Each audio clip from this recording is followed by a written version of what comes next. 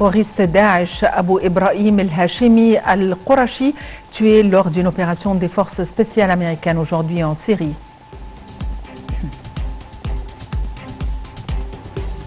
C'était les grands titres, voici le journal en détail. Le président Abdel Fattah el-Sisi est en route vers Pékin où il assistera demain à l'inauguration de la 24e édition des Jeux Olympiques d'hiver organisée par la Chine. La participation du chef de l'État à cet important événement sportif intervient en réponse à une invitation du président chinois Xi Jinping. Il s'inscrit dans le cadre des efforts stratégiques, de fortes relations stratégiques liant les deux pays. À Pékin, le président el-Sisi aura des entretiens avec son homologue chinois portant sur les moyens de renforcer les relations bilatérales sur tous les niveaux. Les deux dirigeants examineront aussi plusieurs dossiers régionaux et internationaux d'intérêt commun.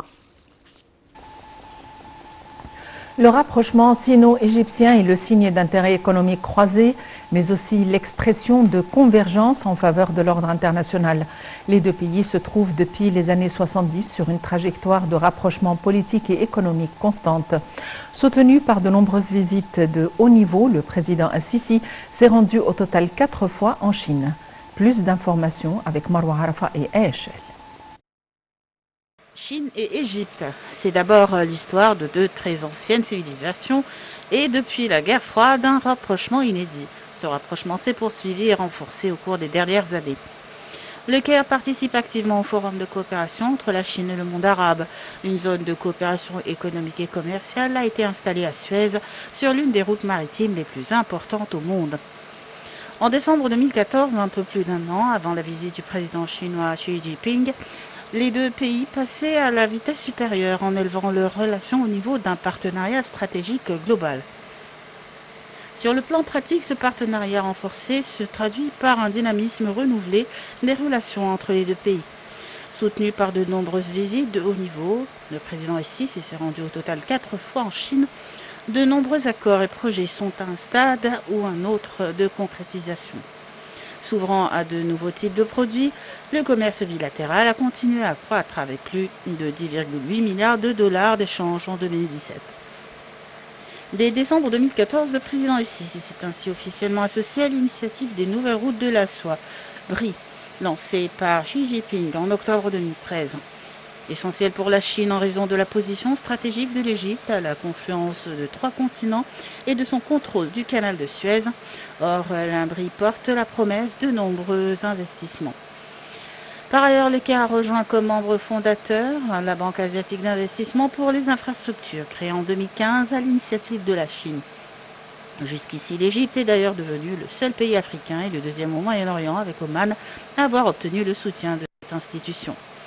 En outre, l'Égypte a officiellement déposé sa candidature pour devenir membre observateur de l'Organisation de coopération de Shanghai.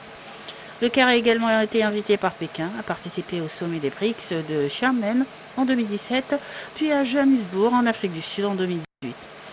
Que la relation bilatérale porte sur le domaine culturel et académique, sur les technologies et les récentes livraisons de matériel médical.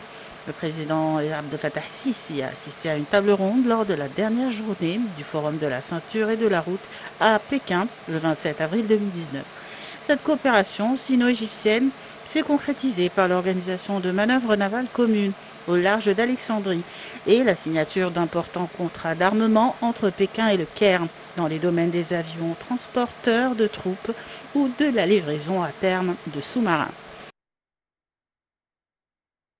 Les activités de l'entraînement aérien conjoint égypto-français Amoun 22 s'est poursuivi sur plusieurs jours avec la participation d'éléments des forces aériennes égyptiennes et françaises dans un certain nombre de bases aériennes égyptiennes. L'entraînement avait pour but de mettre en application des cours théoriques et pratiques sur la planification et l'exécution d'opérations de combat aérien conjoint.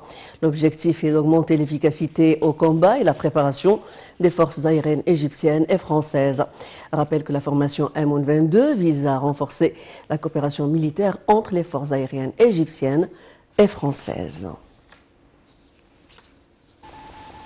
Le Premier ministre Mustafa Madbouli déclare que les exportations égyptiennes ont atteint un record de 45,2 milliards de dollars en 2021, ce qui est le niveau le plus élevé enregistré en Égypte. Il a déclaré que le gouvernement encourageait tous les secteurs industriels et de production à réaliser les objectifs aspirés. Lors d'une conférence de presse, il a déclaré que la réunion du cabinet avait examiné le total des exportations égyptiennes en 2021. Cela était conforme aux directives du président Abdel Fattah al-Sisi visant à porter les exportations égyptiennes à 100 milliards de dollars dans un proche avenir. Le ministre des Finances, Mohamed Maït, a pour sa part souligné que le gouvernement visait à réduire la dette du PIB à moins de 90% à la fin de l'exercice en cours. Les indices de la bourse du Caire ont enregistré une nette baisse au cours de la séance d'aujourd'hui, qui a été affectée par les opérations de vente des institutions locales et arabes. L'indice principal EGX30 a reculé de 0,5%, enregistrant 11 650 points. Les indices secondaires EGX70 et EGX100 ont également reculé de 0,2% et de 0,3%.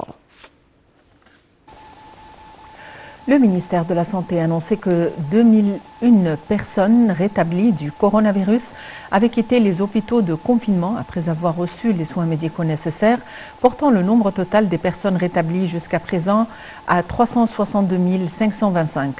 Le porte-parole du ministère de la Santé, Houssam Abdel Ghaffar, a déclaré que 2268 nouveaux cas de coronavirus avaient été recensés, portant le nombre total des personnes contaminées à 430 480.